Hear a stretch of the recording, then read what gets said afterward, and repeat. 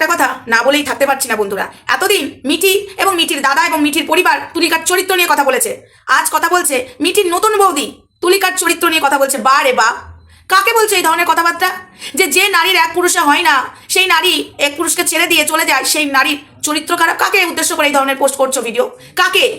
এই যে নতুন বউ, ভাবছি তোমায় কিছুই বলবো না, কিন্তু তুমি বাধ্য করছো। মিঠি বললো, মিঠির দাদা বললো এবং মিঠির পরিবার বললো, মিঠির দাদা তো প্রমাণই দিতে পারলো না। তুমি এই ধরনের পোস্ট কেন করছো ভাই? বন্ধুরা কন্টিনিউ ভিডিওটা দেখতে থাকো, কেউ স্কিপ করো না, তাহলে বুঝতে পারবে না।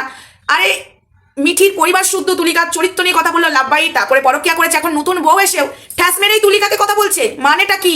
আমরা চুপচাপ শুনবো?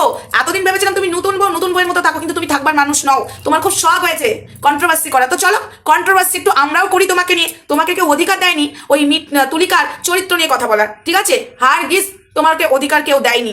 তুমি এই ধরনের কথাবার্তা বলতে পারো না, মুখ সামলে কথা বলো, বুঝেছো? মুখ সামলে কথা বলো।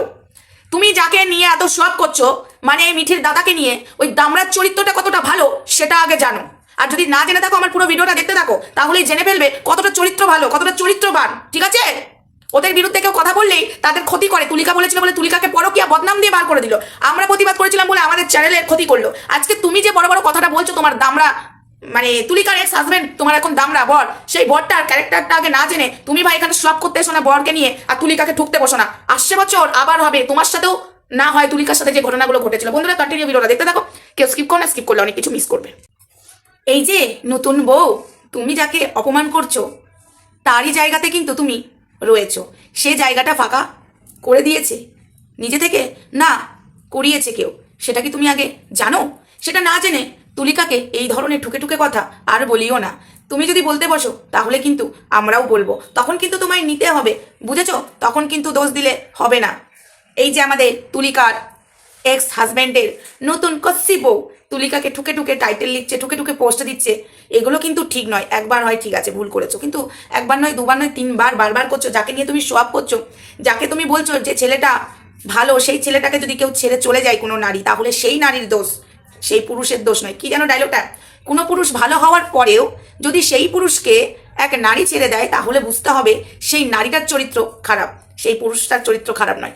এই জায়গাটাতেই না আমি তোমাকে আটকাচ্ছি নতুন বউ, তুমি এই ধরনের পোস্টগুলো করছো।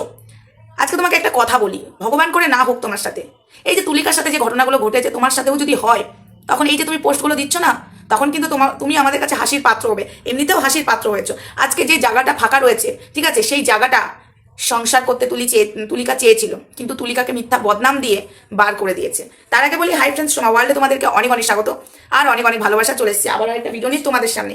একের পর এক তুমি যে ধরনের ভিডিও পোস্ট করছো, একের পর এক তুমি যে ধরনের ক্যাপশনগুলো লিখছো, প্লিজ এগুলো লিখো না।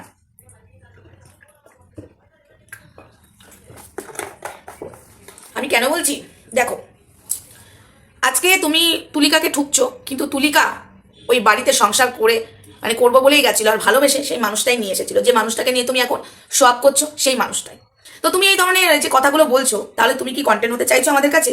তোমাকে নিয়ে কন্টেন্ট করবো কি? দেখো, তুমি নতুন বউ, তোমাকে নিয়ে কাটাছাড়া করতে চাই না, কিন্তু একের পর এক তুমি তুলিকাকে ঠুকে তোমার বরকে তুমি বড় করতে চাইছো। মানে তোমার বর মানে তুলিকার হাজবেন্ড, মানে এক্স হাজবেন্ড, ঠিক আছে, এটো খাওয়া, ঠিক আছে, তুলিকার এটো খাওয়াটাই খাচ্ছ তুমি। তো যাই হোক, তো তাকে তুমি বড় করতে চাইছো।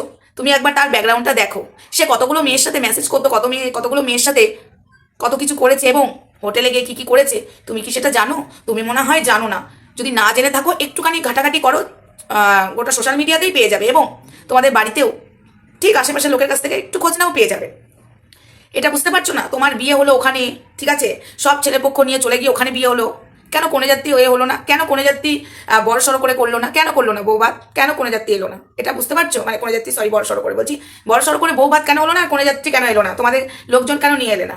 আরে পাবলিককে বোকা বানাচ্ছে। তুলিকার সাথে যে বদনাম, মানে তুলিকার সাথে যে অন্যায় ওরা করেছে না, তার পাপের ফল ওদেরকে পেতে হবে। কিন্তু তুমি এর মাঝখানে ঢুকো না নতুন বউ। তুমি নতুন আছো, নতুনের মতো থাকার চেষ্টা করো। আমি মিঠির বৌদিকে বলছি, মিঠির এখনকার বৌদিকে এবং মিঠির দাদাকে বলছি, সাবধান করো। হয়তো এগুলো তোমারই কথাতেই তোমার নতুন বউ করছে তুলিকাকে ছোট করার জন্য। কাকে বলছে? এই কথাটার মানে কি? যে পুরুষ না, সরি, যে নারী একটা পুরুষ ভালো হওয়ার পরেও সেই পুরুষকে ধরে রাখতে পারে না, সেই পুরুষকে ছেড়ে চলে যায়, তার চরিত্র খারাপ। কার চরিত্র নিয়ে কথা বলছে? কার চরিত্র নিয়ে? তুলিকার চরিত্র নিয়ে কথা বলছে। এতদিন তুমি বলেছো, মিঠি এবং মিঠির দাদা এবং মিঠির পরিবার বলেছে, এখন নতুন বউ বলবে তুলিকার চরিত্র নিয়ে।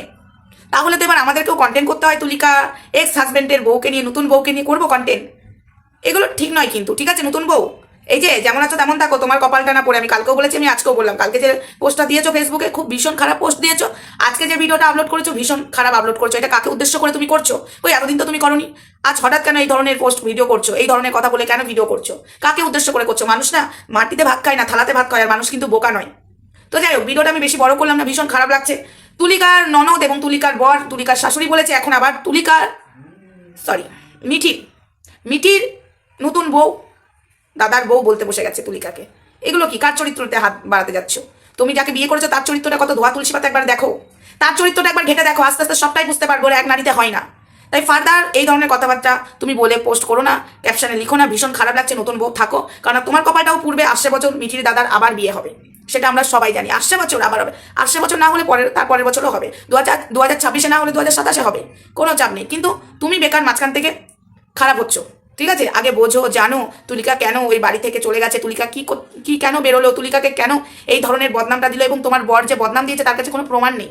ও যে পরকিয়া করে বেরিয়ে গেছে ওর কাছে কিন্তু কোনো প্রমাণ নেই। তাই না জেনে শুনে আমার মনে হয় তুমি এই ধরনের পোস্ট করো না। নতুন আছো, নতুন থাকার মতন চেষ্টা করো, বুঝেছো? চলো বন্ধুরা, টাটা, সবাই ভালো থেকো, সুস্থ থেকো, দেখা হচ্ছে নেক্সট ভিডিওতে। ততক্ষণ আমার সঙ্গে থেকো, টাটা। গলাটা খুব ব্যথা আমার আজকে।